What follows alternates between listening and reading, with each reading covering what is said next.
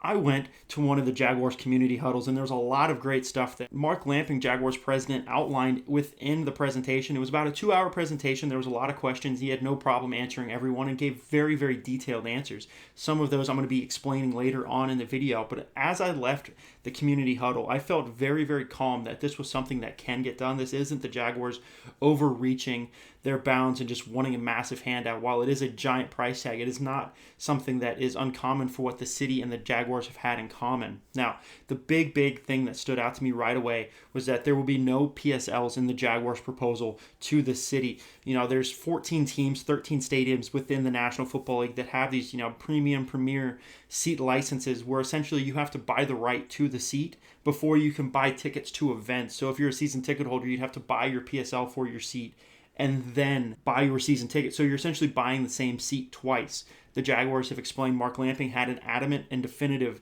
no whenever I asked him directly, do they plan on using PSLs? Because that was a massive concern of mine. Now, that is incredible news that the Jaguars are looking at their season ticket holders. They're looking at people that come to these games and saying, we understand we're asking for a lot of money from you guys and ticket prices will go up. You don't need to worry about PSLs coming from the Jaguars. Now, he did mention for some weird reason the city might want them as a part of their plan, but Mark Lamping said the Jaguars do not have a plan for PSLs. Another great thing that's going to help out Jaguar fans' pocketbooks. Mark Lamping said they really like what the Atlanta Falcons do whenever they built Mercedes-Benz Stadium up in Atlanta. They cut food prices by 50%. Arthur Blank, the Falcons owner, said, beer shouldn't be $10 at a football game. Hot dogs, hamburgers, sodas, bottled water, popcorn, all of these things should not be huge revenue generators for the team. And Mark Lamping reiterated those same sentiments. He said they were exploring options, with concessions actually being one of the loss leaders within TIAA Bank Field in the new stadium of the future. Now, not only are they looking at having the general concessions, they also want to have 4 distinctly different areas of the stadium where you can get distinctly different food from different areas of the city. And I'm very, very excited to see what this entails. Maybe we get a massive bonus thing. You can get some barbecue nachos or something cool, different that isn't currently offered in the stadium. But Mark Lamping also said what you charge in your restaurant is going to be what you charge in the new stadium of the future, TIAA Bank Field. I love that. Keep costs low and that allow people to come in and spend the money there instead of having to bring in food to the new stadium. One big boo-hoo moment of the presentation was somebody did ask, because Mark Lamping didn't address it within his presentation. It's the big bullseye that he's probably going to get asked at every single community huddle, and it involves the London game. He did say that the Jaguars are planning to continue the London game throughout their new lease if it was to be extended, and the city of Jacksonville and the Jaguars do come to an agreement. He did say that the London game is definitely a part of what they want to have going forward. He didn't avoid the question. He just didn't address it prior to the open question and answer portion of the presentation. Another big thing that I'm excited about, I tailgate at the fairgrounds whenever I go to the game. Lot J, the fairgrounds, all of these places, they're going to be gone if the stadium renovation deal gets to the finish line. Mark Lamping was asked, what's going to happen with all of this parking? And, he said there's not a current plan on where mass parking will be available, whether it be a parking garage, which would obviously eliminate tailgating. You can't have the open flames and everything. But he said, obviously, that's the end goal, is to have parking lots that are just farther away, and they're working on tram systems. They're working on, they have the ghost riding cars the city of Jacksonville is working on.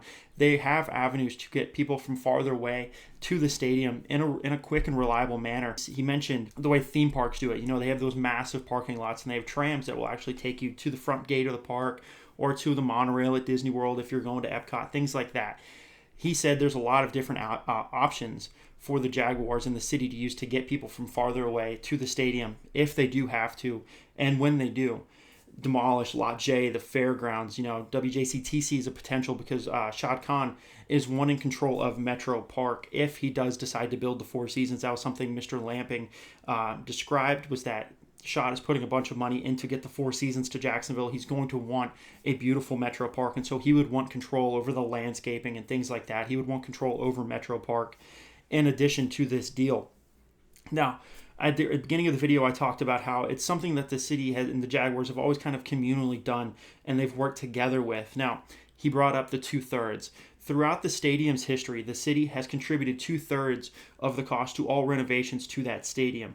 They put in a lot of money for the Miller Electric Center, for other various renovations, but the city has contributed 2/3, and that is what their plan is to ask for the city once again, is the 2/3 for the stadium renovations, and then they will pick up the bulk of the tab on the urban development that would go on around the stadium. Now, speaking of that urban development, Mr. Lamping was very, very open about the fact that he wants to have that area be a consistent spot where things are going on. He wants it to be a communal park when there's not Jaguar games there. He wants the restaurants, the bars, everything to be alive when there's not just, 7 Sundays throughout the year, 8 Sundays throughout the year where there's Jaguar games. He says he wants this to be a consistent area where people from throughout the city, and it can become an entertainment district. When you go to Broadway Street in Nashville, you go to the Lot J development in Jacksonville. Really, that is what they want.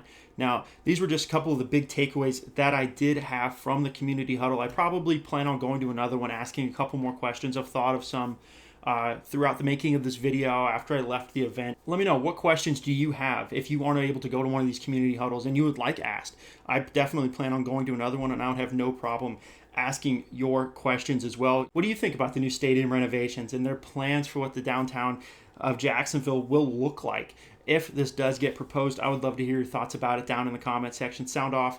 I love having those interactions and the conversation with you guys. Thank you guys so much for watching. As always, stay safe and go Jaguars. You can't have a newcomer come in and steal the show. Yeah, I just work here.